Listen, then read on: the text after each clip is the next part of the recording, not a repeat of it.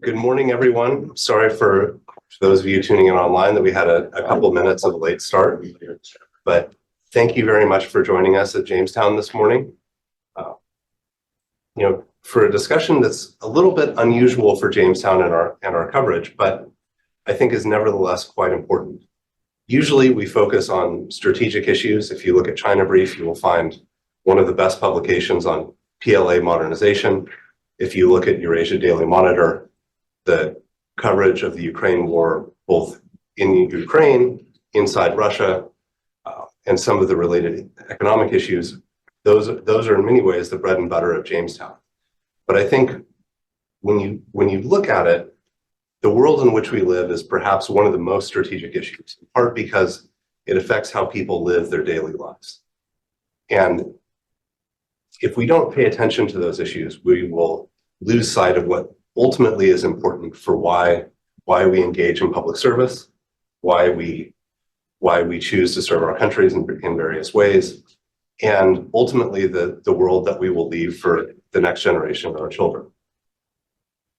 Central Asia is arguably one of the places that is facing the consequences of climate change most intensely, in part because of the geography, in part because of the Soviet legacy of water and land mismanagement, the industrial pollution, and in part because of its location where, when most of it is at least 1,000 meters above sea level, it's hard to get cloud formation, it's hard to have the appropriate amount of precipitation, and therefore as the world warms, as temperatures change, we're more likely to see droughts and water shortages, and in a region that has relied on hydropower for a number of major areas, that this will have some consequences.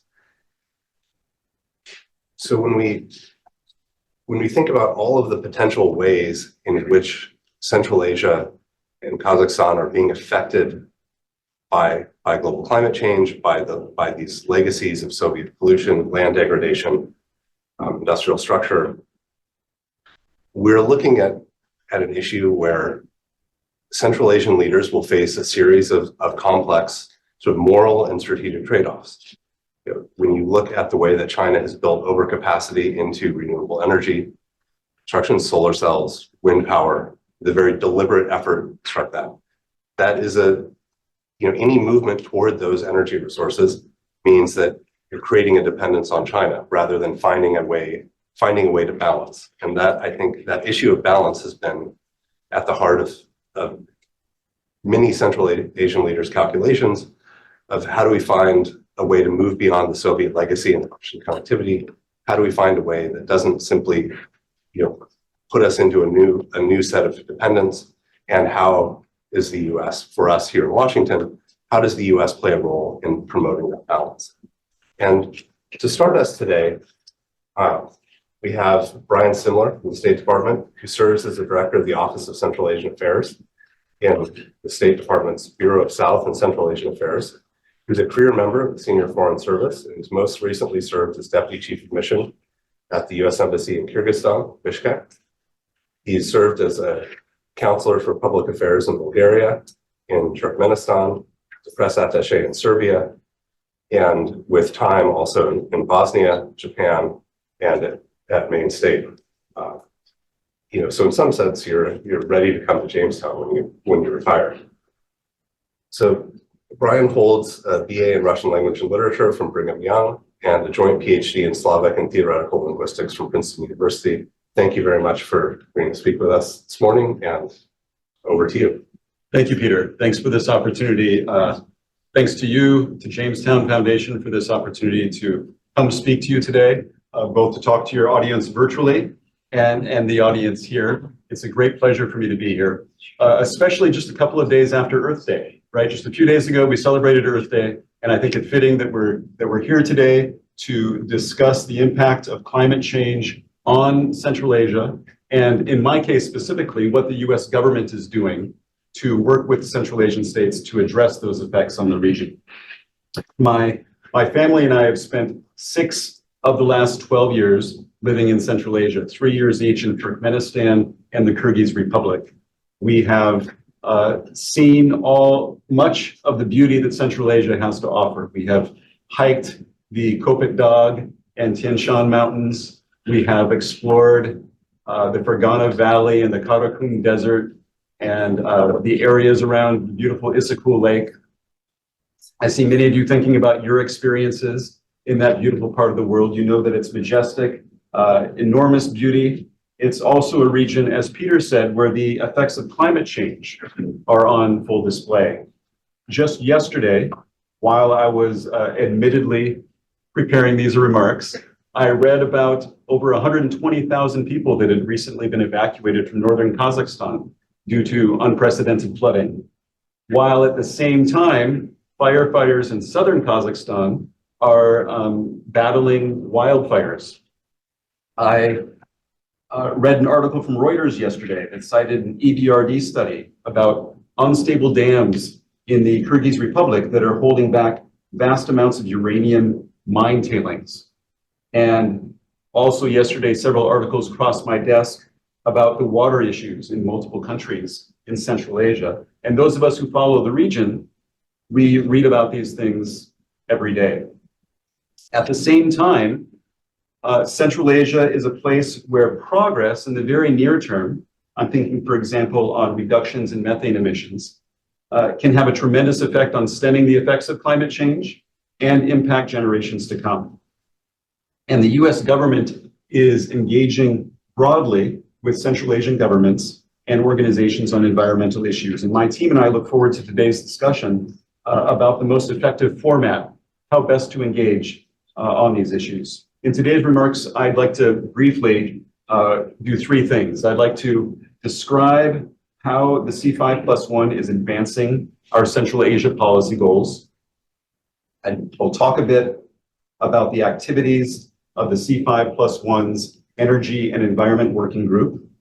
And lastly, I'll discuss very briefly where the State Department sees challenges and opportunities in advancing our climate and energy goals in Central Asia. And then I'll look forward to hearing from you. As you have seen in the media, the C5+1 format, or the C5+ format, is a growing trend. We certainly did not trademark the idea, but the US government likes to think we have an excellent version of it. One of the ways our version is unique is that we've consistently upheld the principles of sovereignty, independence, and territorial integrity for the Central Asian states. As an aside, I'll just say that Russia's war in Ukraine demonstrates the importance of these principles. We believe that the C5 governments have the strategic autonomy to engage with partners of their choosing.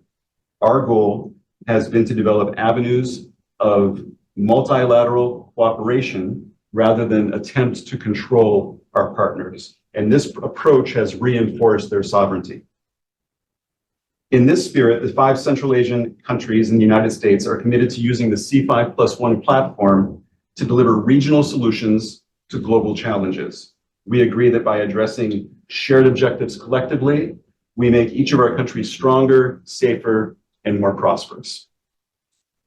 Since its inception in 2015, we've been consistent in our C5+1 focus on 3 thematic pillars, for which there are 3 corresponding working groups: economy, energy and environment, and security.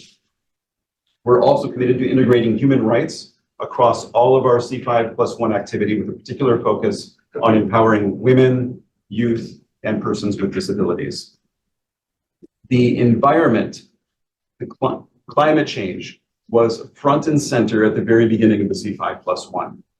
In the Samarkand Declaration of 2015, which is the C5+1's joint statement following its inaugural ministerial, the parties declared a commitment to, quote, address environmental sustainability challenges and join efforts in addressing climate change by promoting clean energy and green technology in the region. Since 2015, the United States has prioritized the C5+1 platform as the primary mechanism to advance US foreign policy goals for Central Asia regionally, as well as shared objectives with our Central Asian partners. Secretary Blinken has met with his Central Asian counterparts 6 times as Secretary of State. Most recently, in February of last year, he traveled to the region for a C5+1 ministerial and bilateral engagements with the C5 counterparts. John Kerry, as you know, has also been a regular fixture at C5+1 meetings. In 2015, while serving as Secretary of State, he launched the C5+1. Over the last few years as Special Presidential Envoy for Climate, he joined various C5+1 engagements and chaired a C5+1 special session on climate in September of 2021. At these events, the United States worked with the C5 governments to increase the ambition of their national determined contributions, their climate action plans to cut emissions and adapt to the impacts of climate change. Last year in October, U.S. Aid Administrator Samantha Power co-hosted the C5+1 Regional Connectivity Ministerial in Samarkand to institutionalize cooperation on activities such as advancing a green economy through collective decarbonization measures. Of course, our most significant C5+1 event to date took place last year in September, on September 19th, when President Biden hosted the inaugural C5+1 Presidential Summit on the margins of the UN General Assembly. In the corresponding New York Declaration, C5+1 leaders committed to a vision for enhanced U.S. Central Asia partnership that delivers practical results for all of our populations. On the heels of the presidential summit, we applauded Turkmenistan, Kazakhstan, and Tajikistan's decision to join the Kyrgyz Republic and Uzbekistan as signatories of the Global Methane Pledge. The countries, by so doing, are all demonstrating their commitment to contribute to a global effort to reduce methane emissions. I'd like to share a few thoughts now about the C5+1 Energy and Environment Working Group. This working group strengthens regional dialogue in support of science-based, climate sustainable actions that employ a balanced approach to both climate change mitigation and adaptation. The working group meets annually with very large C5 delegations that include ministries of foreign affairs, energy, ecology, and natural resources, innovation, and others. For the US government, it's also an interagency effort. Ours is led by the Department of State with participation from the National Security Council, USAID, the US Geological Survey, and other relevant agencies. The Energy and Environment Working Group has a relatively broad set of shared objectives around which we organize and plan our activities. Those objectives include improving water resource management and climate smart agriculture, enhancing regional energy integration, facilitating clean energy transition, reducing methane emissions, and improving air quality, and ensuring underrepresented communities inform our approach. These periodic governmental meetings, as well as numerous meetings that take place in preparation for these large working group meetings, are complemented by a host of environmentally focused programs, both regional and bilateral. Some are implemented by governments, others by local partners with the support of host governments. I'm pleased to see friends here who will share later today more detail about these programs. In deference to them and in the interest of time, I'll set aside our many bilateral programs and highlight just a few of the C5+1 regional programs that advance environmental efforts. Some of them will sound familiar to many of you. Through USAID's Power Central Asia, the United States is supporting national and regional energy priorities through national market liberalization reform, clean energy development, methane mitigation, and the establishment of a reliable and smart Central Asia regional electricity market. Through the WAVE program, that is the Regional Water and Vulnerable Environment Activity, we are developing strategies that address shared vulnerabilities at the nexus of Central Asia's water, land use, energy, and food sectors. The B5+1, the B standing for business, is our first private sector-led initiative to parallel the C5+1 governmental platform. The B5+1 forum took place in Almaty just a month ago actually, in March. At the forum, participants committed to organize and support working groups on green and renewable energy and agribusiness. This mechanism will facilitate important business-to-business and business-to-government dialogues to engage the private sector directly in support of C5+1 climate objectives. We also recently launched, after the presidential summit, the C5+1 Critical Minerals Dialogue. In addition to diversifying Central Asia's integration into the global critical minerals supply chain, our 6 governments are considering how to apply high environmental, social, and governance principles in this quickly growing industry. As a public affairs officer, a former public affairs officer, one of my favorite programs is the C5+ONE, ONE program, which stands for Opening Networks Through English, which provides English language training to mid-level professionals in government and in certain sectors with a special focus on environmental experts. Just yesterday, I was speaking with a colleague at the State Department who had just returned from a visit to the region, and she had had conversations with program participants in the region, civil servants in one country. These are people that are significantly involved in international climate-related work. They praise the C5+ONE program for giving them the skills to communicate effectively with specialists and colleagues from around the world, including in neighboring countries, and to understand materials that previously had been completely incomprehensible to them. They noted that they're now in daily communication with their counterparts from neighboring countries, in some cases just across the border. And for those of us who have worked and spent time in Central Asia, we understand just how difficult that cross-border communication and collaboration can be. Across Central Asia for the past several years, our embassies have been collaborating closely with governments to raise awareness about air quality issues, including by installing air quality monitors and publishing the data online publicly. As you can imagine, some countries in the region initially were hesitant to support these efforts, but today we have these air quality monitors throughout the region publishing data in real time.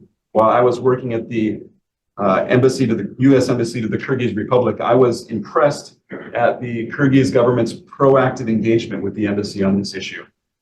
We worked very closely with the Kyrgyz Department of Meteorology to install monitors and to publish data from these monitors. It was the country's first air quality monitor, and with cooperation from the Department of Meteorology, we had soon expanded our cooperation to include a local NGO that installed 50 low-cost sensor devices throughout the city of Bishkek. And this collaboration raised public awareness and precipitated a wide range of initiatives to mitigate air pollution. These are just a few of the many, many examples of our environmental work in Central Asia. I would like to close with 3 additional factors that our team thinks that we should keep in mind as we press forward on U.S. Central Asia climate cooperation. First, please be aware of the sheer volume of C5 plus regional initiatives, both within our U.S. model and among the other C5 plus partners. These engagements are already stretching the calendar thin. We're constrained in many ways by calendar space, the space-time continuum, by bandwidth among government officials, including our own.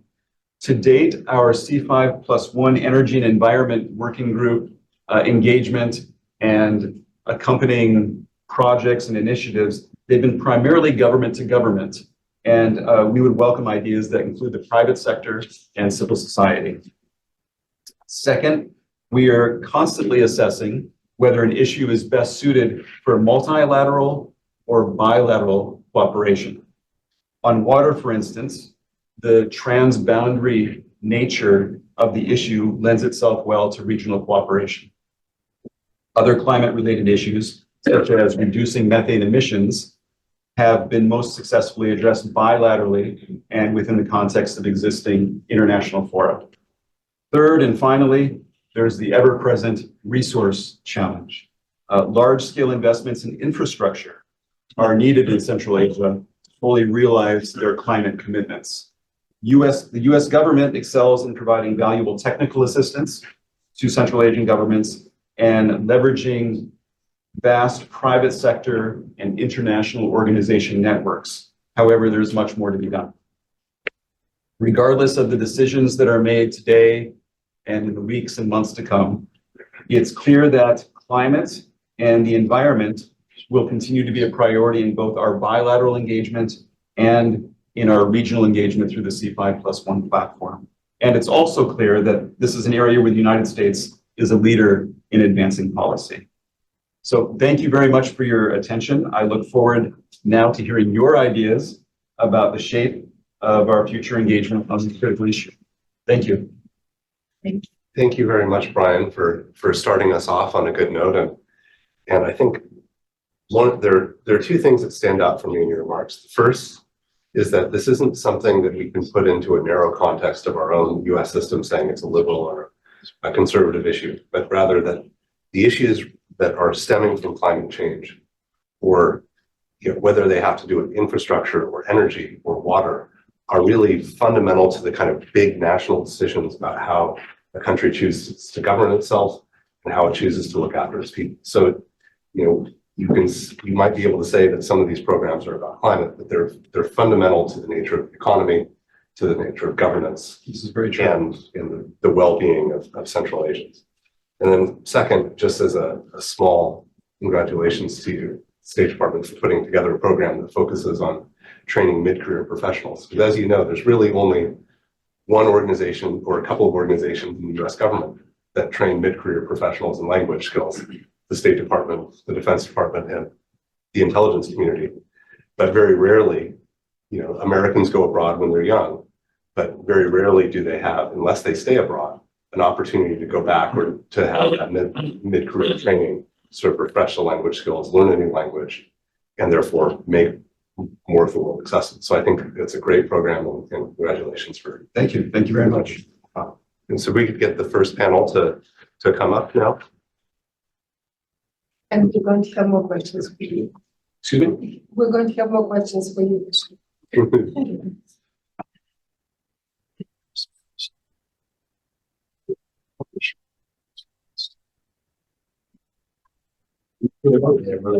Yes, if you guys don't mind.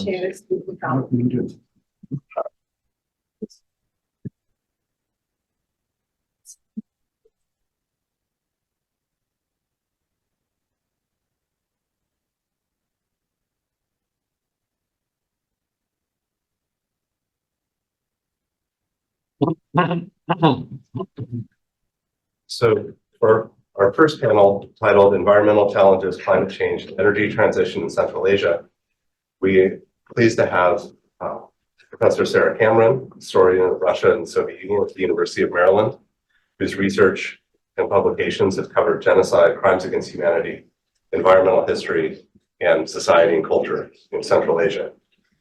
She's at work, as I understand it, on a new book with the RLC, Environment, Society, and State Power in Central Asia. And her first book, The Hungry Steppe, Famine, Violence, and the Making of Soviet Kazakhstan, won multiple book awards for its examination of one of the little-known crimes of the Stalinist regime, the Kazakh famine of 1930 to 1933. She received her PhD from Yale. It's a pleasure to have you. Thank you. Also, we have Ambassador Alan Mustard, who finished 38 years of diplomatic service as the U.S. Ambassador to Turkmenistan from 2015 to 2019. He's a fluent Russian speaker, and he spent roughly a third of his career as an American diplomat either in the former Soviet Union or in Washington dealing with that region. His other postings include Vienna, Istanbul, Mexico City, and New Delhi, where he was one of the senior agricultural officers, which I think gives him a unique perspective that you should rarely find at DC events. So thank you very much for joining us. He is also chairman of the board of the OpenStreetMap Foundation from 2019 to 2021, and he is currently not just on the board, but the chair, I believe, of the American Youth Philharmonic Orchestras. We also have joining us virtually, Sir Kale Mukatev is director of the executive directorate of the International Fund for Saving the RLC in Kazakhstan. He previously served as the Vice Minister of Ecology and Natural Resources of the Republic of Kazakhstan, Deputy Chairman of the Committee on Water Resources and Ministry of Economic Development. He's also held senior positions in the Balkash-Alakal Basin Inspectorate for Regulation, Use, and Protection of Water Resources. So thank you very much for joining us. So, Sarah, if you would start us off. If you wouldn't mind bringing the PowerPoint.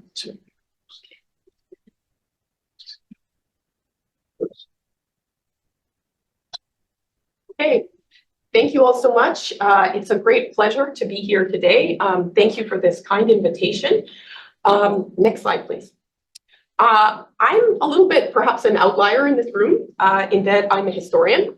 I am not a policy person, but I'm working on a book about the causes and consequences of the Aral Sea's demise. And here you can see me in August 2023 on the dried up seabed itself. You get a sense of what that looks like. Next slide, please. I hardly need a map in this room, I should say, but I will start off with one. Here is the Aral Sea itself. This is, of course, prior to what we might call the modern retreat of the sea. The sea has retreated over the course of its history, but the modern retreat, the one we usually think of, began in the 1960s. This is a map of it prior to it. Next slide, please. You get a sense here of the really striking devastation of what happened. And also, actually, you also get a sense from this map of how much of the sea retreated after the Soviet collapse. That is what is not usually understood. This is thought of as a Soviet story. As many of you know, the primary driver of the Aral Sea's collapse was irrigation due to cotton. Next slide, please. And I'll just show you this image. I think it's important because in the West, at least, the Aral Sea is usually represented in this way. It is one of, I find, many Americans, unfortunately, don't know that much about Central Asia. I wish they did know more. But many people have heard of the Aral Sea disaster, and it's in part because of these very striking kind of visual images of ships adrift in the sand. My project is by necessity a transboundary project because the Aral Sea disaster affected many different countries. This is not a national story. Next slide, please. So I'll show you a couple different maps here to visualize this. My research focuses on what I call the Aral Sea lands. This is an area that Russian speakers would refer to as the Pryaral. This includes parts of present-day Kazakhstan, Uzbekistan, and Turkmenistan. Sometimes it's not well known. This is thought of as a story belonging to Uzbekistan and Kazakhstan, but in fact, Turkmenistan, Dr. Luz, is profoundly affected also by the climate changes that happen, the kind of dust storms, the salt storms, and so on. Here's one, I face a challenge of maps in this project, but here's one attempt to kind of visualize this area. Next slide, please. And this area, the Pryaral, that Russian term, that's more or less synonymous with the disaster zone as it was defined in the late Soviet era. This is just another way, my approximation with a magic marker, to give you a sense of how vast this area. To use another approximation, the area of the disaster zone is roughly the size of Texas. So that's how large an area we are talking about. More than 6 million people live in this area. The disaster zone itself. So this is just a really huge, a striking disaster. But I would also say, thinking about the sea's retreat purely in terms of a disaster zone, a place in which the disaster can be found, that would actually underestimate what we see happening here. Hundreds of thousands of people who used to live in the Aral Sea have fled the region. And so climate migration is a really big theme in this story. We don't have very good data on that. I have looked into it, but by my own estimates, working with some archival data, I would argue that we're talking about a couple 100,000 people who have left. Another reason why the boundaries of the disaster in some senses are larger, scientists estimate that toxic dust from the sea has the ability to reach the Arctic Ocean, Asia, and Europe. So that's another factor. And prior to the sea's retreat, migratory birds, including flamingos, Herons and pelicans used actually the shallows and deltas of the sea as a rest stop and nesting ground. And so the demise of their habitats endangers the biodiversity of our planet. I had the opportunity to visit the Kazakhstani side of the sea twice this past summer, including Aralsk and many of the surrounding villages. I conducted a lot of research in different archives in Central Asia to study this problem. I've interviewed local experts, local residents, and I'm planning to go to Uzbekistan and Turkmenistan this spring if I can secure the necessary visas and research permissions. Through my writing, I hope to bring greater global attention to the problem of the Aral Sea. In the West, as I sort of hinted, this story was often framed as a Soviet story, a disaster exclusively caused by the communist politics of the Soviet regime, and one that could not be replicable anywhere else. Such a framing, I argue, had many unfortunate consequences. At the basic level, it meant that international attention turned away in some senses from the issue of the Aral Sea a decade or so after the Cold War was over. The number of scientific studies declined. International attention focused elsewhere. People believed that the issue was over and quote unquote resolved. Today, we understand this is not true on so many levels. Here in the United States, we have many examples actually of shrinking bodies of water, Great Salt Lake, Lake Mead, the Salton Sea, and the patterns that we see actually very closely resemble what we see going on in the Aral Sea disaster. And that's something that I'll talk a little bit more about in my remarks. So rather than sectioning off this disaster as something unique, something that we can consign to the distant past, I think it's much more important to think about what we can learn from it. And in many ways, it's kind of, I would argue, a harbinger of our own future, particularly because the IPCC has predicted that Central Asia is going to be at the forefront of climate change in the future, that the Aral Sea and the region will warm faster than other parts of the world. So in this spirit, I would like to offer you 3 thoughts about what this particular issue, the Aral Sea, might teach us as we consider environmental challenges in Central Asia and the Green 5+1. Next slide, please. So the first point is that when we look at these issues, we're not just dealing with environmental questions, we are dealing with questions of human health. And that these really have to be forefront in our mind as we think about these issues. So let me explain a little bit more about what I mean with regard to the Aral Sea and this question. The sea itself began to recede in the 1960s as Soviet officials diverted the water that fed it for cotton production. At the same time, people around the sea began to experience an upsurge in health problems.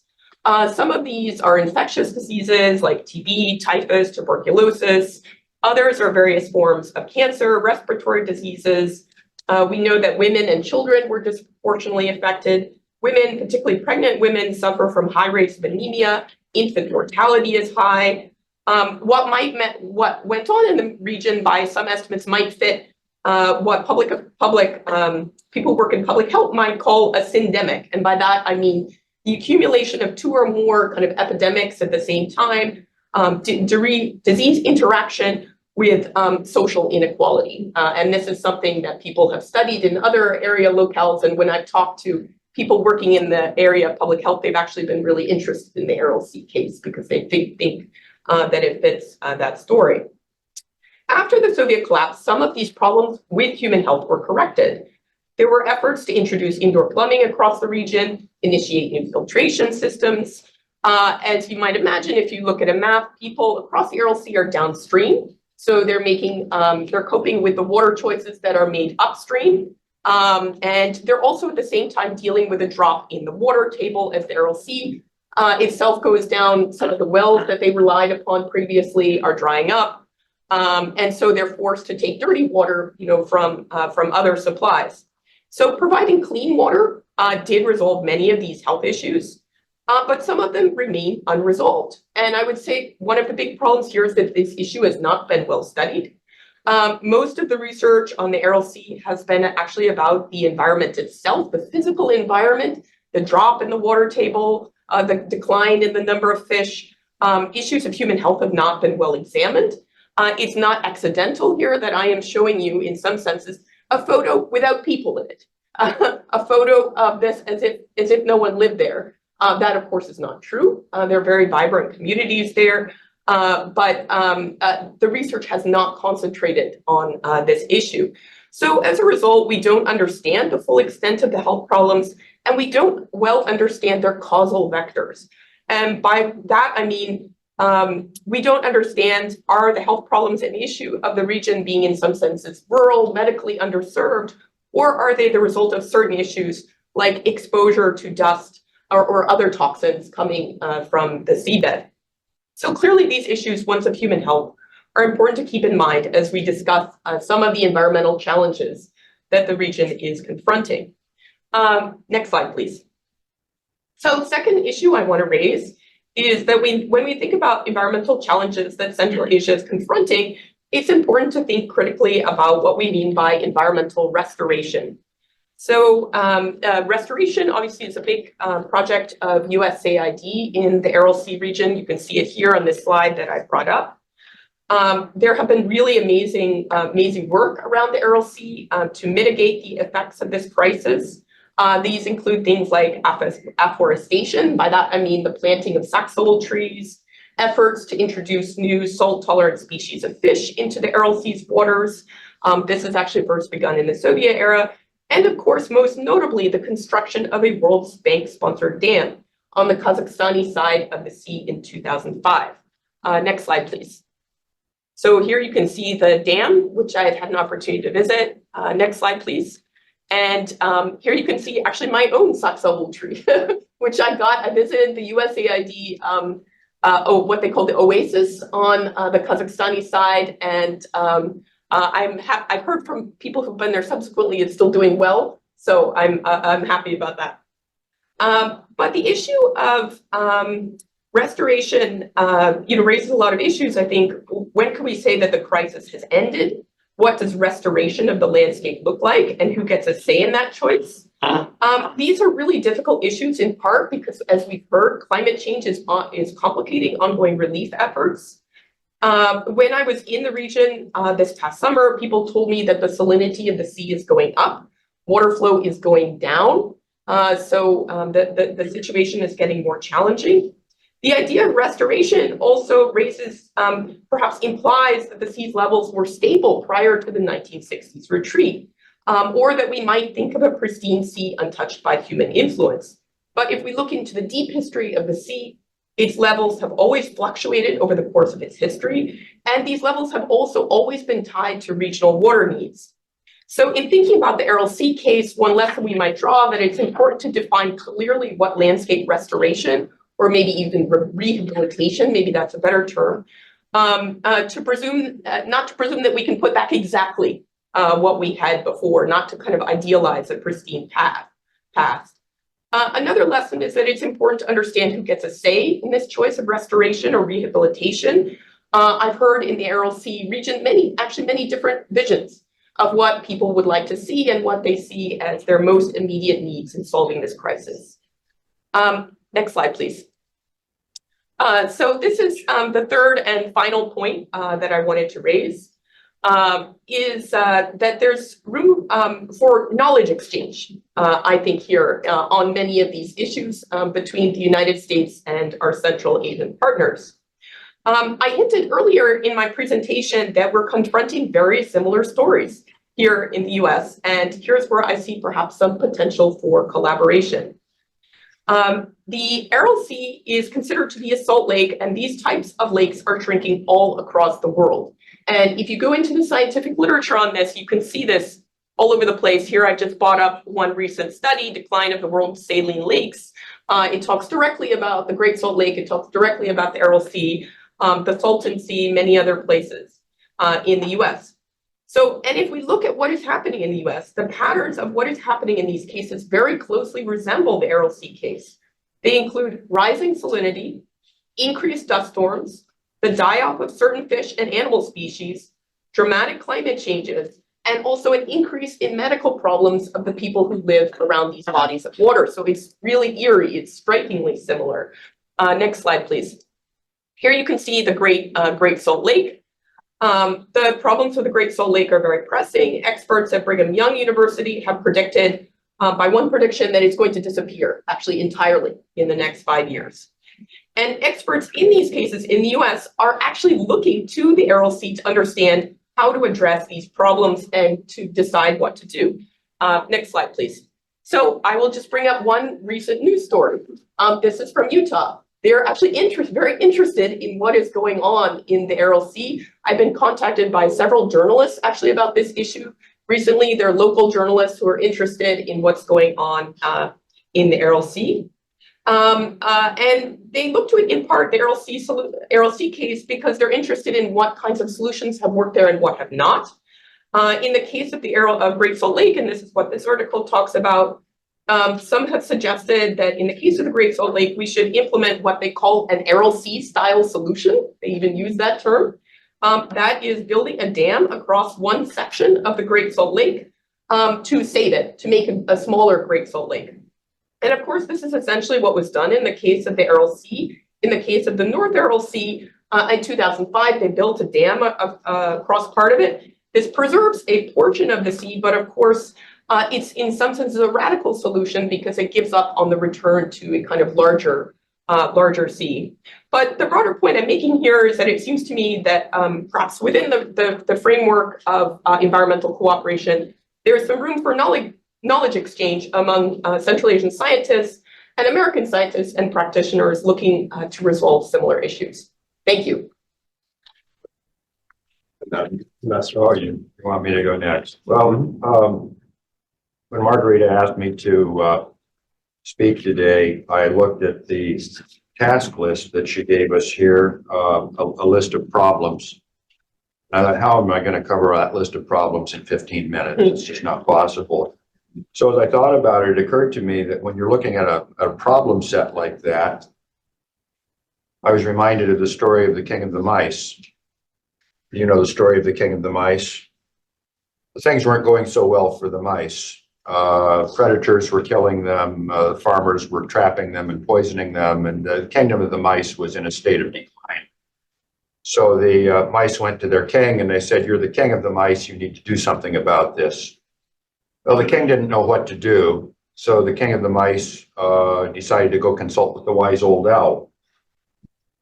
Went to the wise old owl and explained all these problems that they were having, the predators and the farmers killing them and whatnot, not enough to eat. The wise old owl thought a moment and then said, well, the answer is obvious. You must stop being mice. And the king of the mice was stunned. He thought, that's brilliant. I would never have thought of that on my own. Just one question, sir. How exactly do we stop being mice? Wise old owl said, that's up to you to figure out. I'm a big picture man. So the question here, looking at this problem set, is how did the Central Asians stop being Central Asians? And as I thought about this, it occurred to me that there were a couple of trends that I want to get into in a couple of minutes. But to frame this a little bit more, I want to go back to 1982 when John Naisbitt published his book, Megatrends. If we want to look at this problem set, I think we have to look at it within the framework of certain megatrends that are underway globally right now. And if you Google megatrends, you'll find all kinds of think tanks and all kinds of government agencies that are coming out with their version of what the current megatrends are. And I went through and looked at all of them, or as many as I could find, and discovered that there was a certain amount of commonality, that there were four megatrends that everybody seems to agree on, which are adaptation to climate change, leaner, cleaner, and greener, as one of the consultancies put it, geopolitical shifts, and then demographic changes. And so if we look at those four megatrends, we can see that the problems afflicting Central Asia fit into all four of these. Temperatures are going up, water availability is going down in Central Asia. Leaner, cleaner, and greener, this has an impact on demand for hydrocarbons, which support the economies of Kazakhstan and Turkmenistan. Geopolitical shifts, I don't need to tell this audience about what's going on with Russia and China and the attitudes in Central Asia toward Russia and China. I'm not going to dwell on that because many of you in this room know it better than I do. But also the attitudes towards the United States, the EU, and Turkey in that region. And then, of course, demographic changes. I'll get into that a little bit about demographic changes as a driver of migration, both in terms of supply and in terms of demand. Ask yourself this question: who in the world right now needs workers of working age, and where are they going to come from? And we can see what is driving some of the migration.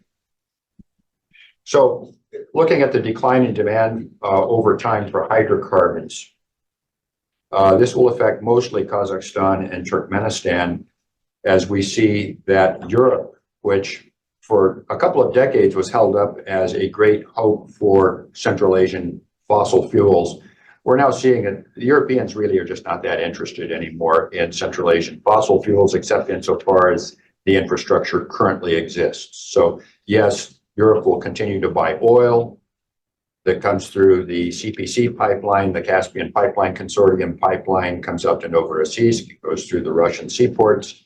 That will continue to flow as long as that seaport is open. And that's mostly Kazakh oil that's doing that. But you're not going to see the major hydrocarbon companies investing in new infrastructure. They've made that decision. The big investments are going to go into green energy. And that's where I think the future lies in terms of energy production in Central Asia, is if the majors will come in and start focusing on solar and wind. Hydroelectric power, I think, is another problem that's going to essentially be undermined by climate change. Will the Rogun Dam last very long, or are the water supplies going to dry up? I think that's a very real question. So reduction in water availability. If you have read the Asian Development Bank climate risk assessments, if you have not read them, I highly recommend them off the ADB website. The climate risk assessments indicate that around the year 2050, water availability in Central Asia will go over a cliff, because the Amu Darya and the Sur Darya flows, which come out of the glaciers of the Tian Shan, are basically going to drop precipitously.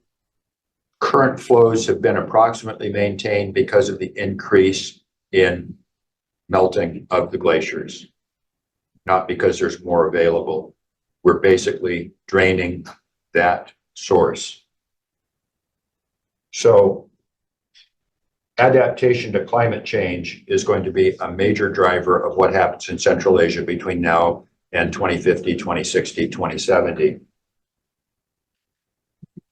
If you look at Russia's demographic decline, economic decline, and power projection decline, we're seeing a loss of status of Russia in Central Asia. And this means Central Asians are starting to look elsewhere, both for economic opportunity, for migration, for purposes of employment, and in terms of who the major source of soft power is going to be.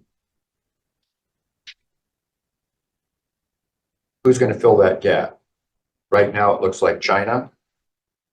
China's economy has been quite robust up until recently, absorbing a lot of Central Asian hydrocarbons, single largest source of investment in Central Asia. But as Peter and I were discussing earlier, China's economy is slowing down. They have some very serious problems of lack of economic growth in a country that basically needs 10% growth, as I understand it, Peter, just to provide employment for all their high school graduates every year. So who's going to fill that gap? And what this puts into focus for me is, again, that question of how are the Central Asians facing these problems not going to be Central Asians? And there are two answers that I see that have begun to loom on the landscape. The first is that 3 of the 5 cultures in Central Asia are basically nomadic or semi-nomadic cultures. And that's, of course, Kazakhstan, Kyrgyzstan, and Turkmenistan. Having lived in that part of the world, and also having lived in Turkey, which still has remnants, believe it or not, all these centuries later, remnants of nomadic culture that are woven into that society. The thing about nomadic cultures is that they are not tied to the land. They are not tied to the soil. And those of you who have studied Russia are aware of the deep attachment that Russians have to the soil. Refer to the soil, to the land as their mother. These three Central Asian states, not so much. And what do nomads do when there's no more grass to feed their sheep? They pack up their yurts and they move. And that's what we have seen Central Asians do. And even to a great degree, the Tajiks, who are much more sedentary than the others, even the Tajiks, if you look at the statistics, and again, I tried to find some statistics on Tajik migration to Russia. According to the FSB, the Russian FSB, there are 349,000 Tajik guest workers in Russia right now, but in November of last year, the Kremlin came out and said there were 1.2 million. How do you explain that diversity and that divergence in statistics? Is it 349,000 or is it 1.2 million? I don't know. The FSB says that there are 631,000 Uzbeks, migrant workers in Russia. Other sources say over 1 million. Which one is it? We don't know. I suspect a larger number because I think there's a lot of illegal migration, people coming up and staying and finding jobs and working. Kyrgyzstan, 173,000, and even Kazakhstan. As well as the Kazakh economy is doing compared to the other economies in Central Asia, Kazakhstan has 35,000 migrant workers in Russia. No statistics on Turkmenistan, as Brian and I can not express surprise over the lack of statistics, but Turkmenistan, we know there are migrants there. How do we know that? Because my friends in Ashgabat tell me about the lines in front of the Russian consulate, which is a couple blocks from the American embassy, people standing in line applying for visas to move to Russia to find jobs. And the interesting thing is, when I was there almost a decade ago, you had to speak Russian in order to get a Russian visa and move to Russia as a migrant. That's not required anymore. The Russians no longer require knowledge of the Russian language if you want to migrate to Russia and work. International Organization for Migration says that there are a total of 5 million Central Asian migrants in Russia. Okay, that's a big number. So how are the Central Asians not being Central Asians? Some of them are packing up and moving. They're going where there are jobs. And as the climate change impact hits, as water gets shorter and shorter and shorter, you're going to see more and more migration. Watch South Asia in particular, India, Pakistan, Bangladesh. Those are where the big numbers will come from. But the roughly, 60 million people that you have in Central Asia, a lot of them are going to be forced to migrate to because there simply will not be enough water. Turkmenistan is sui generis in that the bulk of the migration out of Turkmenistan historically has not been to Russia. It's been to Turkmenistan or to Turkey until fairly recently. And I'm going to get on a hobby horse here now. I apologize, Peter, but I have a pet rock that I have to bring up, and that is the size of the Turkmen population.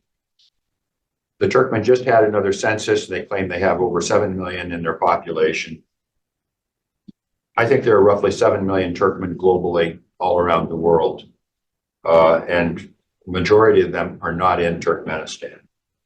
I think the population of Turkmenistan itself is probably closer to about 2.7 million, which is down from about 5.2 million in 2015.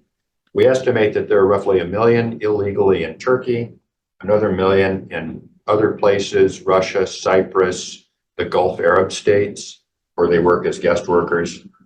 Roughly half the population of Turkmenistan left the country between 2015 and 2021 without a war. Now, I contrast that to my time when I was in Vienna. I covered Bosnia while I was in Vienna and was running food aid programs and technical assistance programs. 40% of Bosnia's population at that point, this is in the mid and to late 1990s, was in Europe. They'd gone into exile because of the war. They were in refugee status in Western Europe because of a war. This is a larger number than that. Over 50% of the Turkmen population has left Turkmenistan without a war, simply in search of employment. So again, This tells me there is a propensity to migrate in Central Asia that is unusual. And as the climate change impact gets more and more intense, you're going to see more and more pressure on these people to migrate. And that's a trend that I think you need to watch. The other way that the Central Asians are not being Central Asians is perhaps a little bit unexpected. Which of these countries has the lowest migration rate? Kazakhstan. Why? Because the economy is doing well. That's one reason. But the other reason is that Kazakhstan, out of the five, has done the most to westernize, has done the most to join a Western-style economy. And they did that, I think, largely through the Bolshevik program.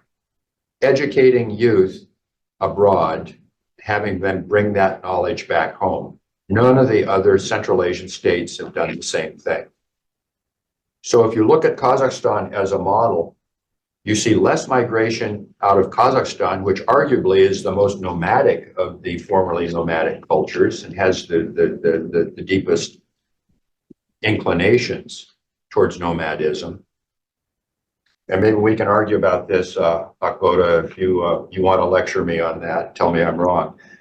But I think one of the keys to dealing with climate change, adapting to climate change, is going to be to improve the educational systems in all of these countries, to get in there, bring some of those people abroad, not just to the United States, but to other countries around the world, particularly other countries that are dealing with climate change, and then send them back. Last, speaking as an agricultural officer who spent 34 years with the U.S. Department of Agriculture, serving abroad as an agricultural attaché, Central Asia needs to stop producing cotton. Why is Central Asia still producing cotton? You have Uzbekistan producing about 5 million tons a year, Turkmenistan producing, they claim 1 million tons. It's actually probably half that because of the water shortages that they're facing now. Tajikistan and Kyrgyzstan still produce a little bit of cotton. They need to stop. Use that precious water to produce something that the world really needs, and use it to provide water to your own people, and with a little bit of luck, have a little left over to help with restoration of at least part of the Aral Sea. Last point, and I think this is perhaps the most important. If the Central Asians want to stop being Central Asians and have the capacity to grapple with the climate change problems, they need to create societies in which their citizenry can flourish. Civil society, rule of law, economic liberalization. If you unleash the power of the citizenry, wonderful things will happen. Countries which are run top down cannot grapple with the problems. The problems are simply too big. And this is a trend that we're seeing. Baby steps in Kazakhstan, baby steps in Uzbekistan, but we're not seeing that kind of progress really at this point in the other three. And I'll stop there, Peter. Thank you very much for remarks. I think we'll now go to our virtual participant. Sir Colin Muktayev, so over to you. I think you'll be using a translator or interpreter for his remarks.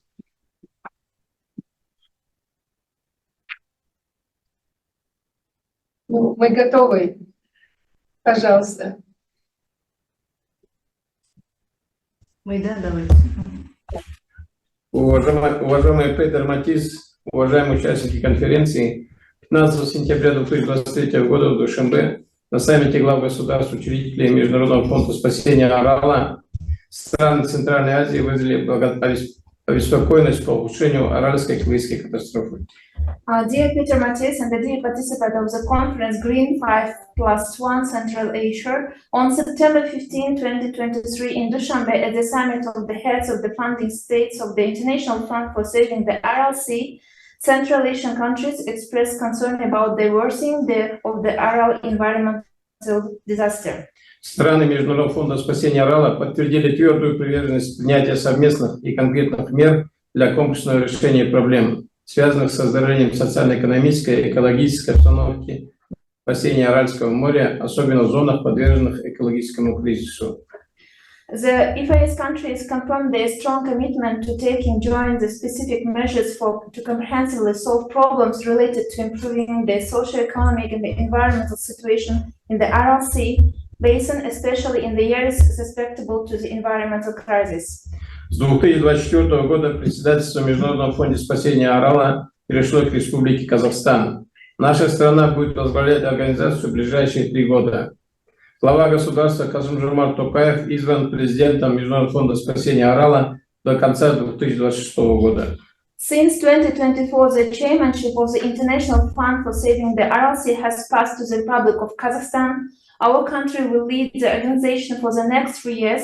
Head of the state, Kасым-Жомарт Токаев, was elected as the president of the IFS until the end of the 2026. Международный фонд спасения Арала, куда входят страны Центральной Азии, занимается реализацией совместных межгосударственных экологических и научно-практических программ и проектов, направленных на спасение Аральского моря и улучшение экологической обстановки в регионе, а также решение общих социально-экономических проблем.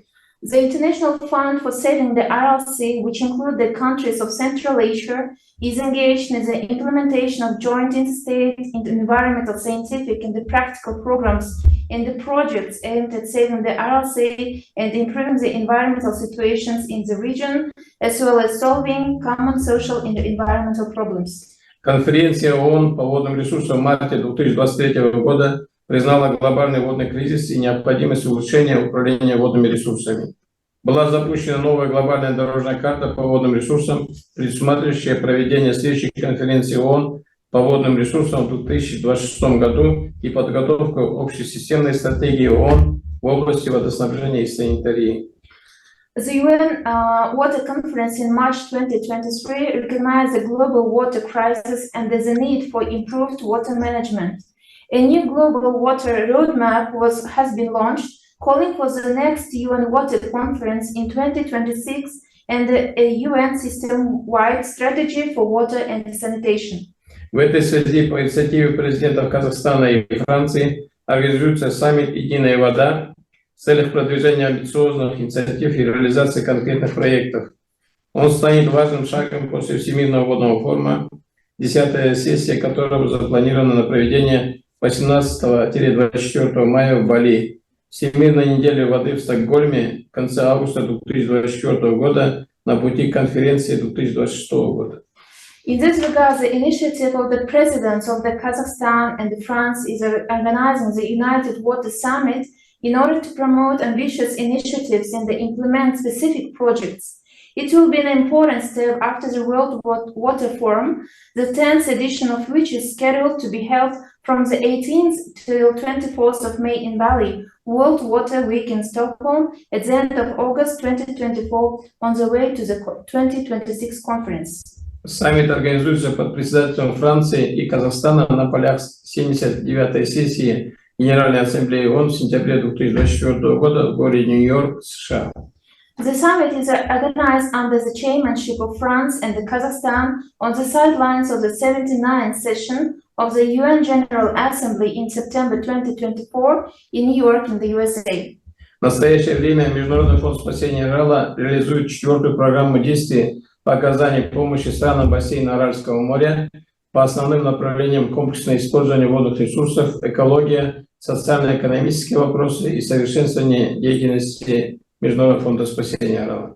Currently, IFAS is implementing the 4th action program to assist the countries of the Aral Sea Basin in the main areas: integrated use of water resources, ecology, socio-economic issues, and the improve of the International Fund of Aral saving activities. Основными целями программы являются улучшение условий жизни и повышение благосостояния людей, проживающих в бассейне Аральского моря, дальнейшее расширение и укрепление сотрудничества стран Центральной Азии в вопросах улучшения водохозяйственной, экологической и социально-экономической обстановки, рациональное использование водных ресурсов и адаптации к изменению климата.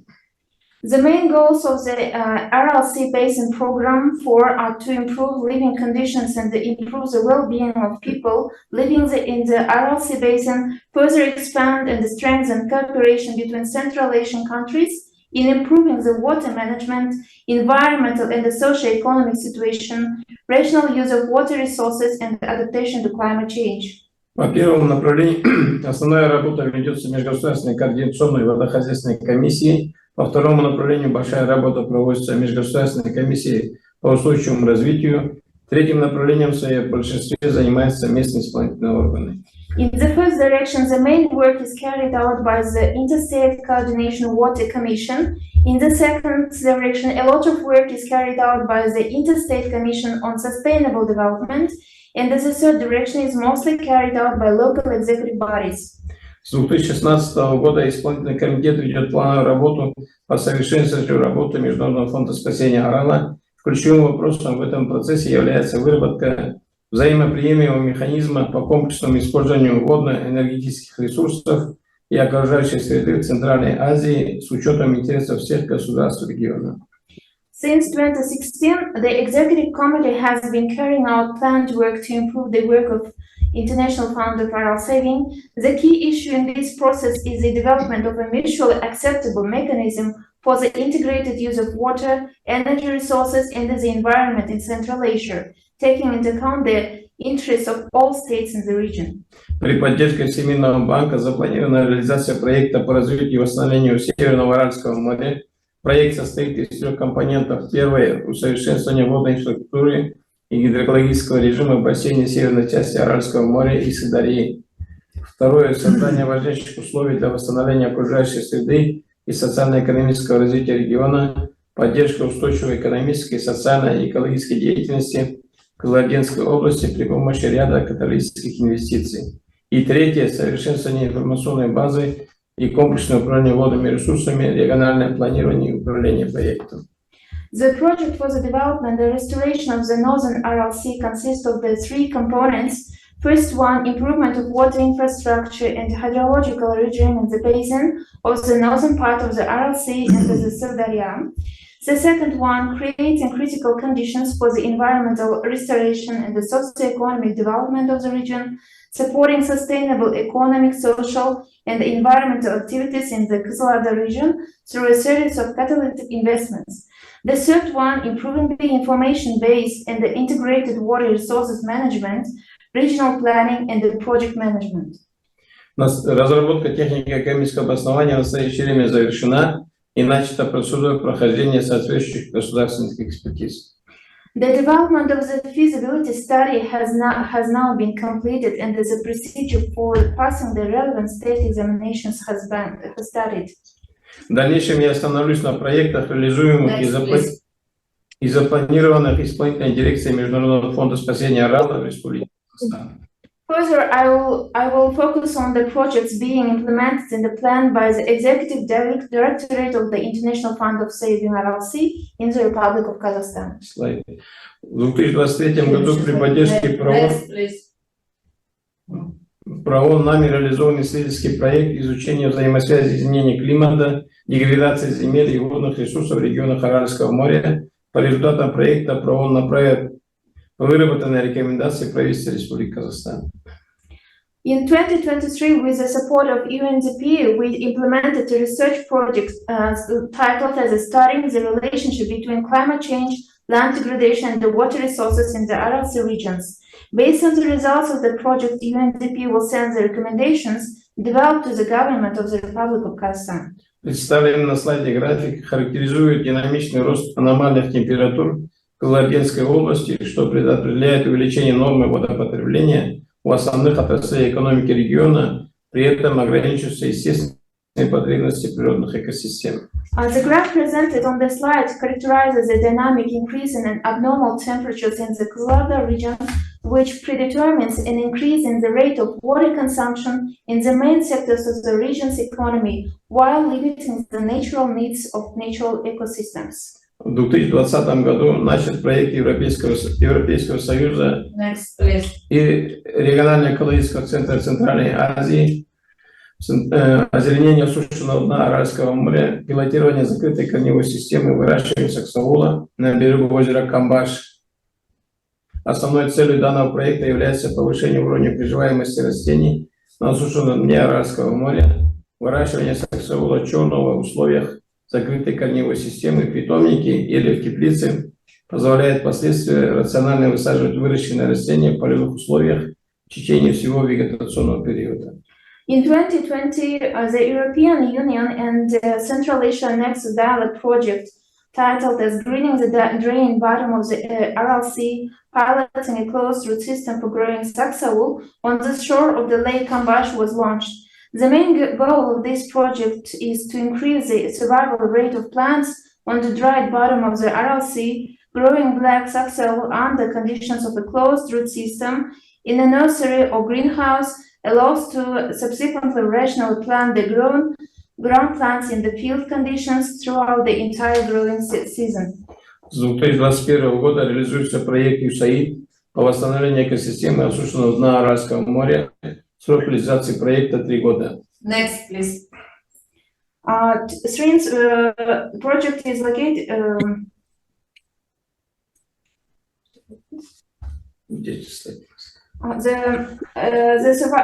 The part of the project since 2021, the project is USAID is for restoration of the ecosystem of a dry bottom of the Aral Sea is implemented. The period of this project is 3 years. Проектная территория расположена на осушенном дне Аральского моря на расстоянии 50 км к западу от поселка Каратерин Аральского района Кызылординской области. В рамках реализации проекта выполнено создание 30 пилотных участков по 5 гектаров, ограждение участка работ, создание полевого лагеря, проведение скважины. Процент приживаемости посадок по результатам мониторинга составил 54%. The project area is located on the dry bottom of the Aral Sea at a distance of 50 kilometers west of the village of Karaterian, Aral district, in Kızılorda region.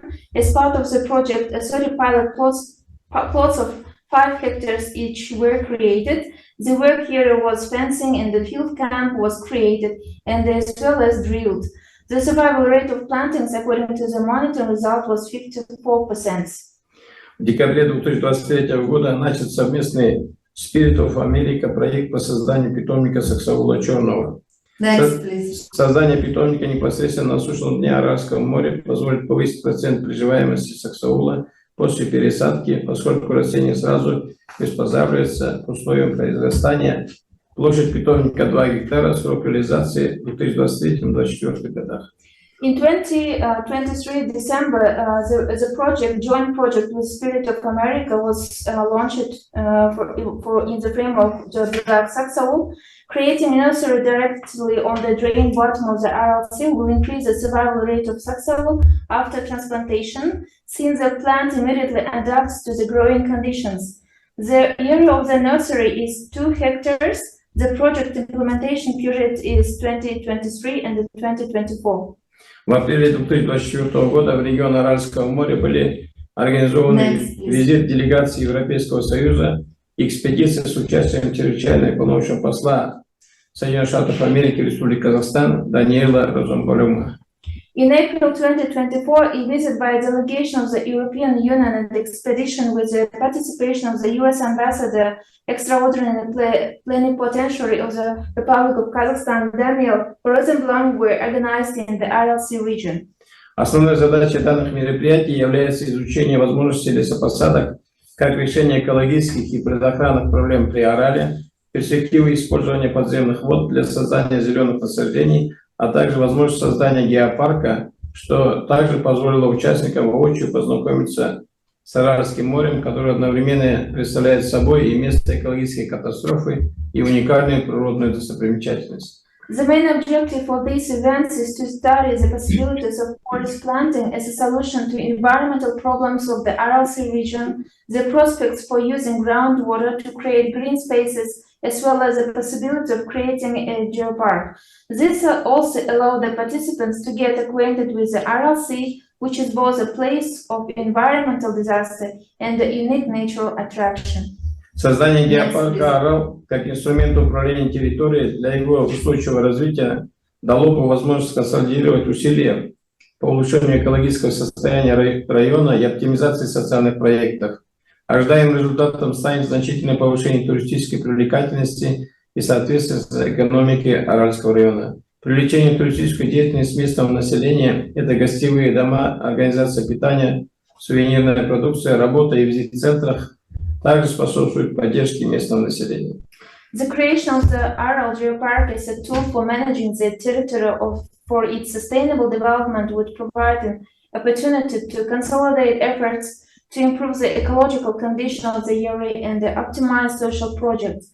The expected result will be a significant increase in tourist attractiveness and accordingly the economy of the Aral region, involving the local population in tourism activities like as guest houses, catering, souvenirs, working in visitor centers, and etc. They will all also help support the local population.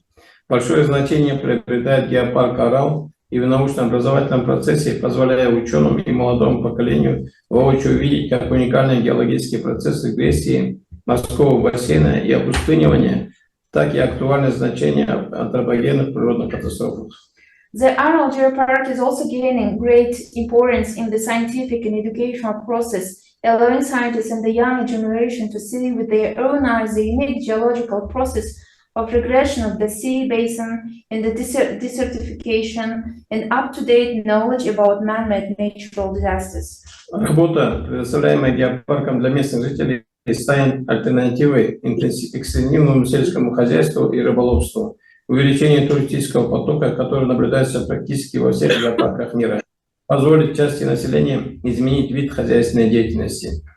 The jobs provided by the geopark for local residents will provide an alternative to extensive farming and fishing. The increase in tourist flow, which is observed in almost all geoparks in the world, will allow part of the population to change the type of economic activity. Важной миссией геопарка будет и изменение культурной парадигмы. Сетевое сотрудничество обязательное для глобальных геопарков.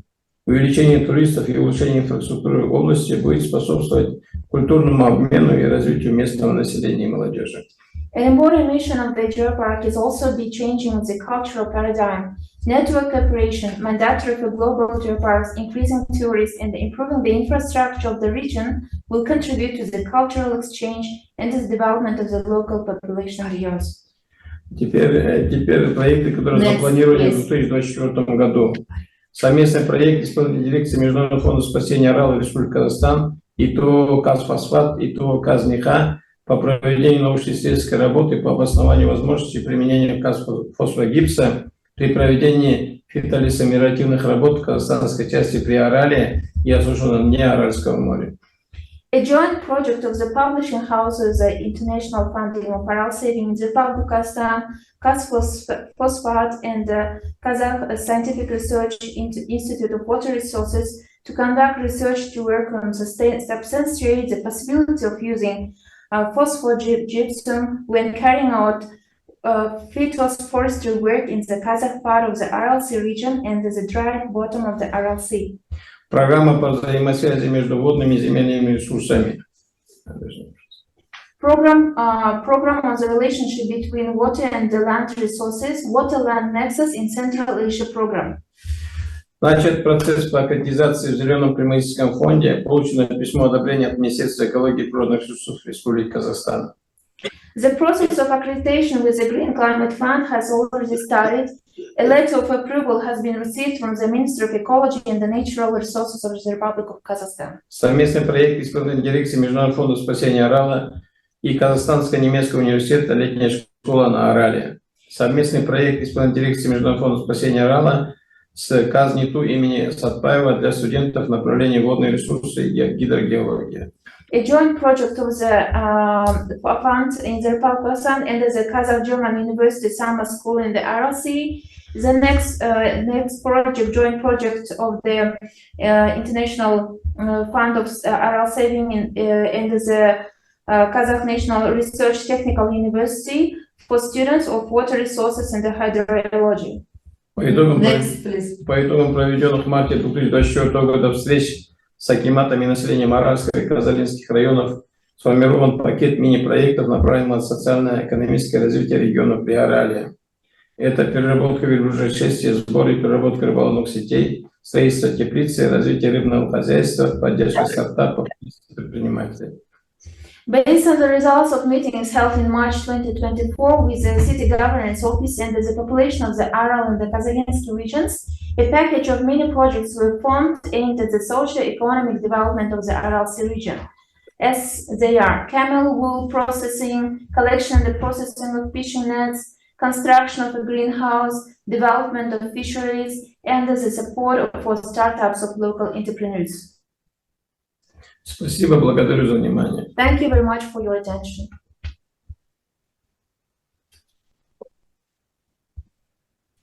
For setting the stage today. And I think we'll open up the floor to questions. If you could speak up.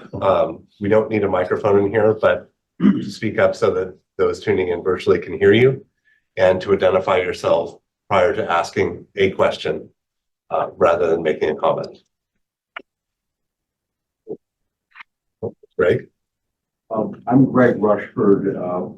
I publish occasionally still something called the Rushford Report. For 25 years, I looked at the cotton lobby and steel, and so I recognize one of the best intelligence agencies in Washington with the agriculture attaches.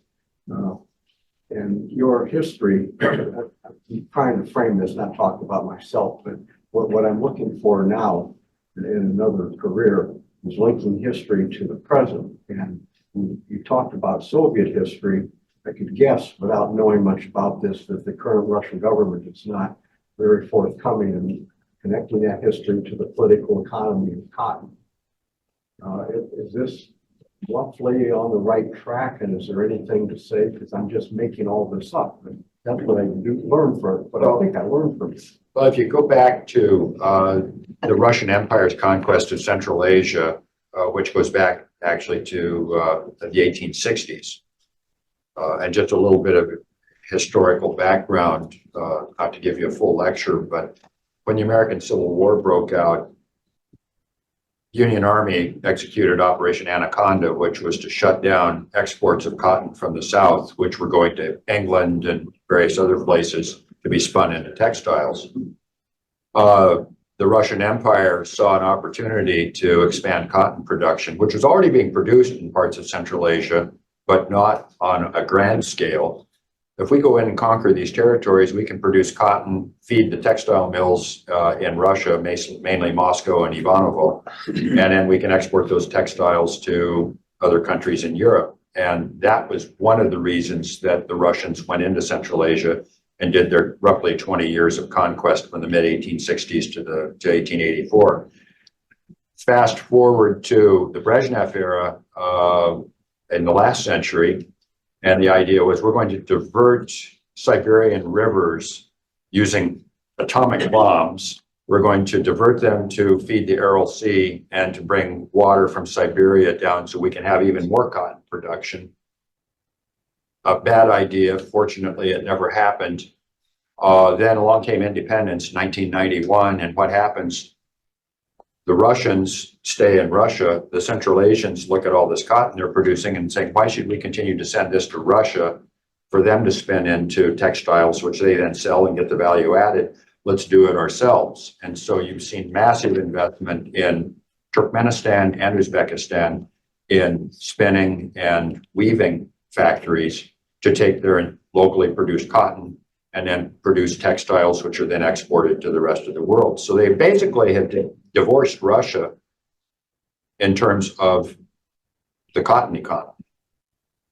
Okay. Now, as to where Russia is right now, Russia just buys cotton wherever it can. But Turkmenistan, for example, theoretically has a ban on exports of cotton. It only exports textiles now. May I just ask a clarification on your question? Are you interested in the history of cotton production in this region? Is that your question, or are you more I'd like interested in? to connect the history Yeah. and how the Russians are handling the history with the political economy now. Mhm. I mean, cotton got them into the Aswan Dam when when some cotton senators Yeah. got the World Yeah. Bank not to finance that, and that Yeah. gave Russia and Yeah. Soviets their first foothold. And I'm just wondering if there's a similar story here that isn't as well understood by, people out in the street as. Yeah, so I mean, the story is very much as Ambassador Mustard was described. So cotton was not a big good until really the 19th century when Russian Empire began to increase its production. But it's really in the Soviet period that we see this massive escalation in the post-war period. It's actually one of the things that, for my perch as a historian, one of the things that we really lack is a good book about the Soviet Union's involvement in the cotton trade, because it was massive and far-reaching. By the late Soviet period, the Soviet Union becomes the second largest cotton producer in the world, which is not really well understood, actually, at all. And they do that. I mean, I think one of the problems here is that they are relying on a very specific form of cotton production, a very kind of pesticide-heavy form, and this contributes to some of the human health problems that we see around the Aral Sea. I mean, if I understood your question correctly, you're also asking a little bit about kind of culpability, admission of culpability. It's very interesting. So I worked a lot, my previous book on the Kazakh famine of the 1930s, which is, some might say is kind of the forgotten equivalent to the Holodomor, the Ukrainian famine. And that is very much seen as a Soviet crime, in Kazakhstan today. The Aral Sea, not so much. But actually, if you look at the story, I would say it really we need to be talking about this as a crime in terms of what it did to people's health, to people's way of life. They knew, scientists predicted when they began to boost cotton production that this was going to happen. They didn't predict the exact dimensions of the disaster. They didn't predict these human health problems. They knew that this was going to cause immense problems for the people around the sea, and they still did it. And this started in the 1960s. They had warning from the 70s to the 80s. They had pediatricians sending them file folders full of photos of sick kids, and they didn't do anything. And so I think, when we think about kind of the legacies of Soviet rule and scars of Soviet rule, this very, very clearly, needs to be on the list, actually. But it's there are challenges to the story too. One of the things that happened is the kind of expertise that grew up around the Aral Sea. Many of the leading scientists themselves were Russian, and they still are, actually, who studied this problem. So this also creates kind of challenges also. Many of the leading kind of ichthyologists, who study the Aral Sea and so on, they're Russian. So it creates, I think, issues for kind of looking at this problem. Thank you. Sure. Questions for the gentleman sitting in the corner? I'm Grant Turner. I used to be an intern at Jamestown, and now I'm at New York Town Institute as a research assistant. Kind of building A on. little louder. Why don't you stand up a little bit so we can hear you? I'm Grant Turner. I used to be an intern at Jamestown, and now I'm a research assistant at New York Town Institute. Building on this slightly, how much does cultural identity, identifying with the cotton industry or the production of cotton, when you see farmers switching crops in different countries, sometimes they have resistance, not because of the economics, but because it's tied to their identity. So does that factor in much here? Or is it mostly just what the state kind of encourages? I think it's more policy. I don't think it's part of the cultural identity as much as it's just policy, government policy. That's particularly the case in Turkmenistan, which is still very much run along the models of the Soviet collective farming system, although they claim it's changed, it really has not. And it's done with a system of state orders. Uzbekistan, I'm not nearly as familiar with, but I suspect, again, you have an institutional framework where the marketing infrastructure is there. The spinning mills are there, and changing that and saying you're going to deep six a sunk investment and go to something else. There's a lot of inertia there in terms of changing what you're going to produce and going to something else. So the cotton monoculture is there. It needs to be changed. Will there be the political and economic will to change it? Good question. Thank you. And the gentleman at the back. Yeah. Thank you for great presentation. My name Could you is. speak up? Thank you for great presentation. My name is Nurul Rakimbek, and I represent a non-profit organization called Center for Global Civic and Political Strategy. I'm interested in seeing alternative ways of energy, like solar energy, for example. To what extent it's going to be used in the region, as well as there is a situation with floods right now. And historically, for example, in Netherlands, when the Northern Sea flooded the country, it's been used for the channels. The water stayed, and it's been used actually for commercial purposes. Is there a way to use this situation also to the benefit of people? I'll leave the water question to you, Sarah. You're much more expert on Sarah. I'll talk about solar. I think solar is one of the two futures of energy production in Central Asia, that as demand for fossil fuels falls. I mean, if you look at the strategy that the Turkmen are pursuing right now, they're building power plants for export of electricity. They have the Mari 2 plant, which is 1.5 terawatts, as I recall. They're building an identical plant in Balkan Velayat over on the west that will be for export of electricity in western directions. Mari 2 is intended to go first to Afghanistan and then eventually to Pakistan and to serve Islamabad. So you're looking at this infrastructure that's going into place to export electricity. Why could that electricity not be produced with solar? I mean, Brian and I lived in Turkmenistan long enough to know the sun shines there an awful lot, and it's very intense sunshine. So there's no reason you could not have solar farms in the Karakum Desert produce gigawatts and gigawatts and gigawatts of electricity. Same thing in Kazakhstan, same thing in Uzbekistan. You could produce a lot of solar energy and then export it. I think that's where the future is going to be. It's just a matter of time, I think, more than anything else. The export infrastructure will be there because of the propensity of these countries right now to export electricity using natural gas as the fuel. And that can be easily switched over to exporting electricity from a solar source. I'll defer to you on water. So the question was about whether some of this water, this excess water, could be used for other purposes. I'll be blunt, I don't know. I have not worked on that issue myself. My one comment would be that if we look at the floods that have affected northern Kazakhstan, this is, Kazakhstan, if you look at the country as a whole, has many different ecological zones. And northern Kazakhstan, this is not one of the major water deficit areas. In fact, it regularly receives much more rainfall than actually many other parts of Kazakhstan. So that I would assume, just sort of off the bat as a kind of non-engineer specialist, that would also be one of the issues, is that we see this flooding in an area that's actually not a water deficit area in the same way as other areas of Kazakhstan. Margarita? Thank you very much, Margarita Sanova, Jamestown Foundation. I have a question for Mr. Mukatayev, who is still online. Mr. Mukatayev, you were also Vice Minister of Ecology and Natural Resources before you took your current position at the Fund for Saving the ROC. I wanted to ask you a question about the state of Lake Balkhash. What is the situation now? Are the waters receding? Is it the next catastrophe that can happen? And what are the ways to prevent this from happening?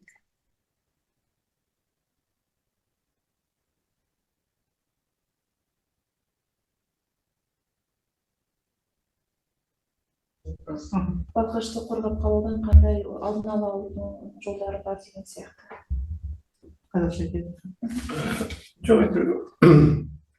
Озеро Балхаш находится в Казахстане, он сточный водоем. У нее поступает трансграничная река Иле, которая выходит из Китайской Народной Республики и поступает в озеро Балхаш. 80% стока озера Балхаш составляет река Иле. 80% of the Balkhash Lake consists of the water running from the river Ile. Ile takes its original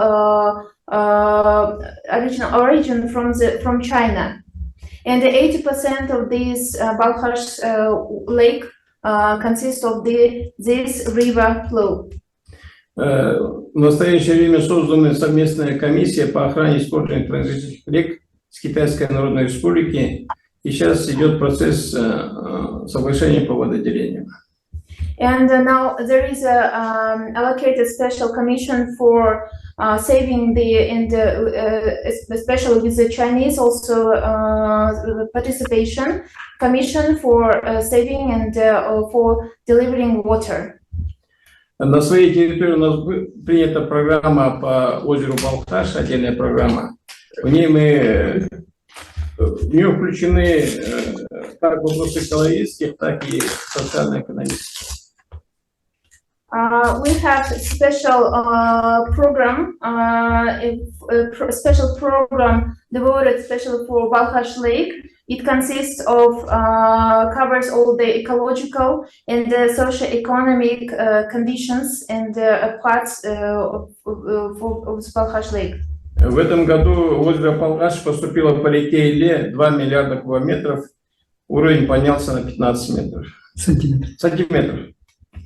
And this year, according to the statistics from the river from Ilia River, nearly 20 billion hectares flow to the Balkhash Lake.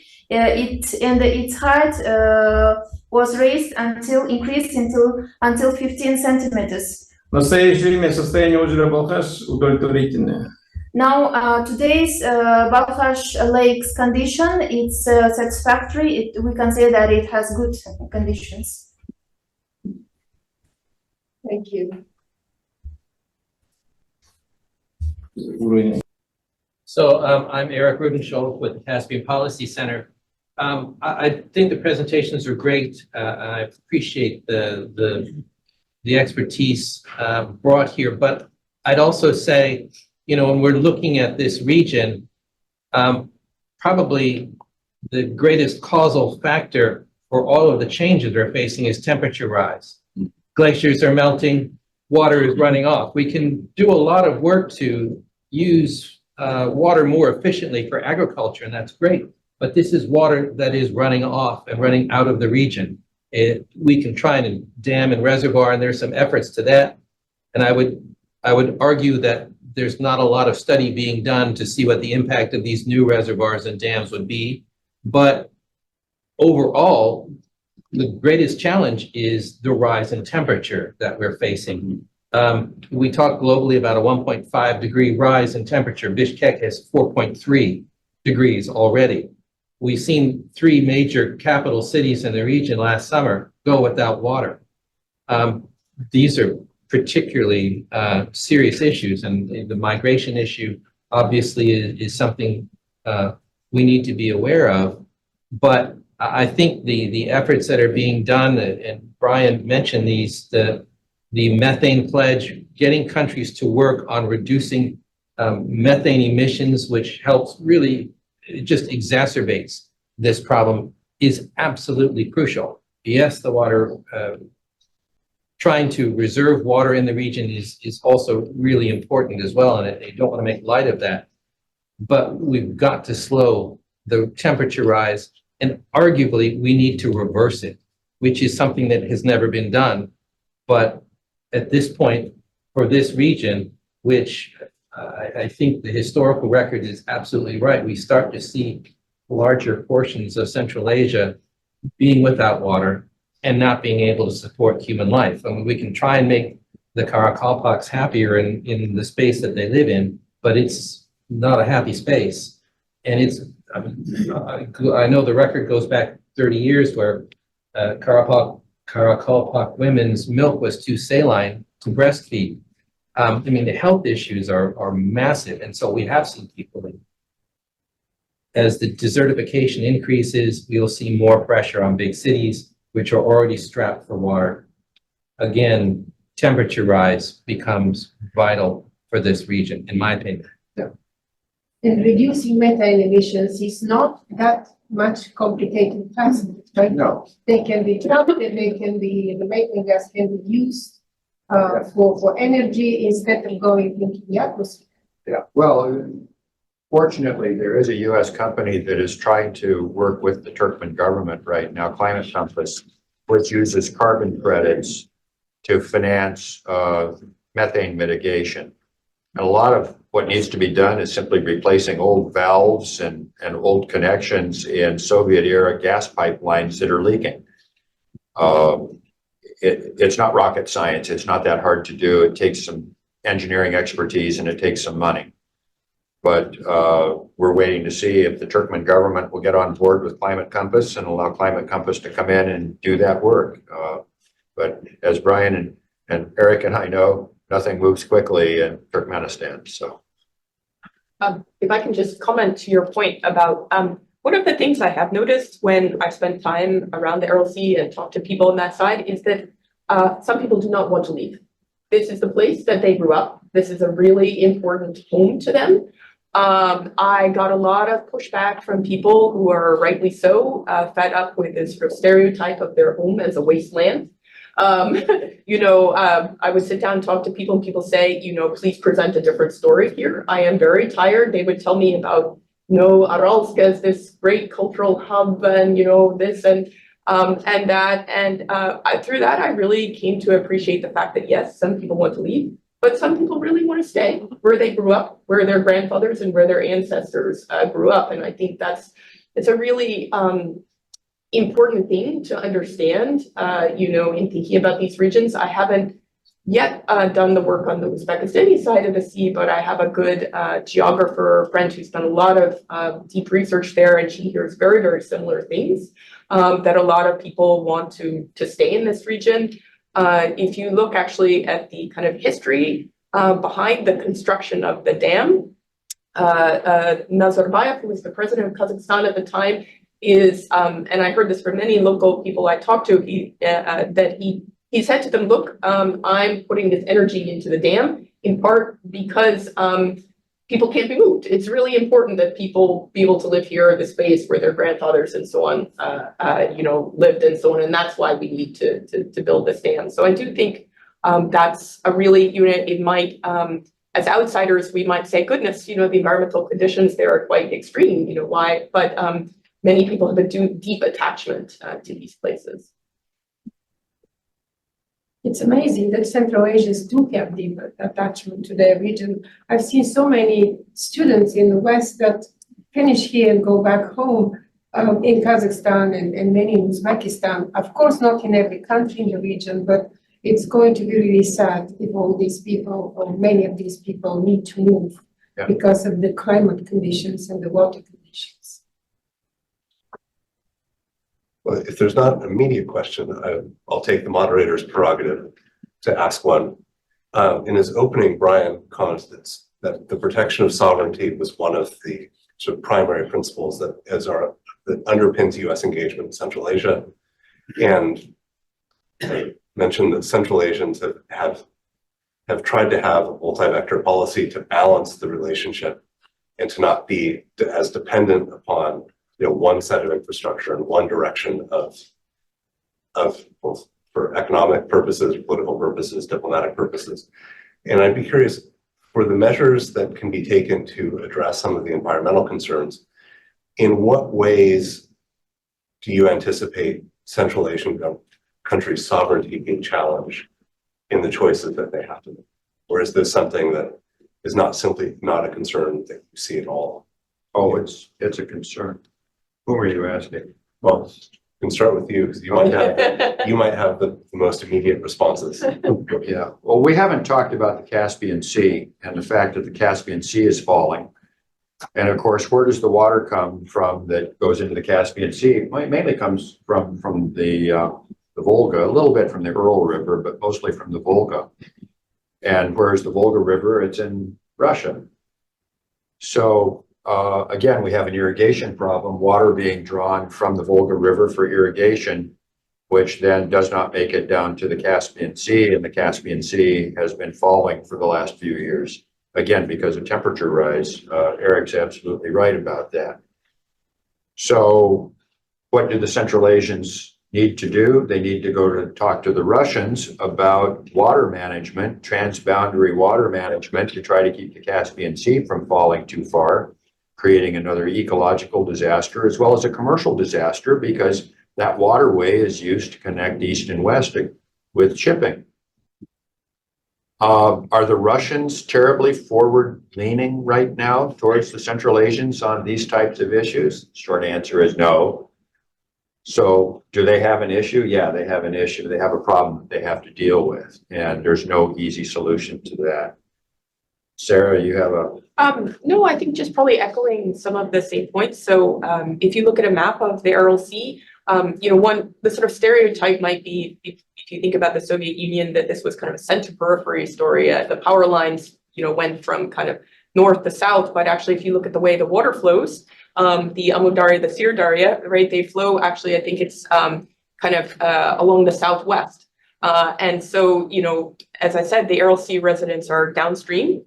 So, they're coping, the water that winds its way to them has to go through many different countries first. And I think that's the water supply lessons. I think that's one issue that you're going to see brought up again and again. Just one comment and a question for Brian, if I may.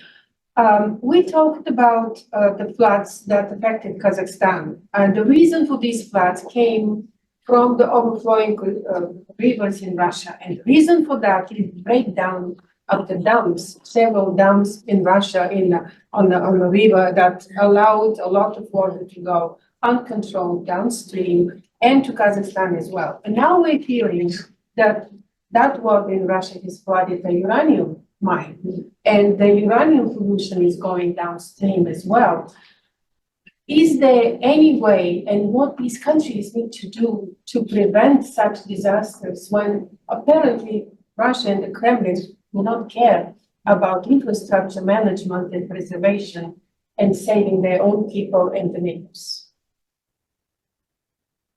What was your question? The question is, what can the State Department do? What could be the action that you, as Director of Central Asia, your colleagues can take when you have a international cross-border uranium pollution because of lack of management of the dams in Russia? That's an excellent question. Yeah. I wanna throw it out there because I think it's very important. We need to pay attention. Absolutely. These are, of course, issues that are between Russia and Kazakhstan to have those conversations. I will go back to Peter's question about regional sovereignty or the sovereignty of these individual countries being tied to their regional collaboration. I would think this would be another example of as the Central Asian republics, governments work more closely together. They have more of an ability to have those hard conversations with Russia and with other neighbors. And that's why we are working so heavily in helping them develop those relationships and work together on global problems such as this in order to have that muscle memory in working together so that they can have those hard conversations. Thank you. So a green white plus one could attract international organizations, environmental organizations, private businesses, international institutions that are helping Central Asia at the moment, such as the World Bank and the Asian Development Bank and USAID and others, to channel those efforts and assess them from all points of view and also contribute from all points. Not to leave it only to the government-to-government interaction, but also expand it to nonprofit organizations, climate change organizations, environmental organizations, and the financial institutions together with local businesses. They have to be convinced in Kazakhstan, in Turkmenistan, that the greenhouse emissions are to a large extent due to methane, and they have to be convinced that this needs to be done. The private companies are going to be extremely important in that case. Josh, is there a question?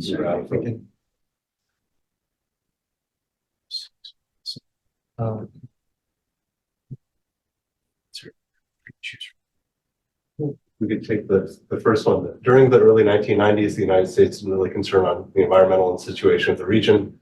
It concentrated on energy projects.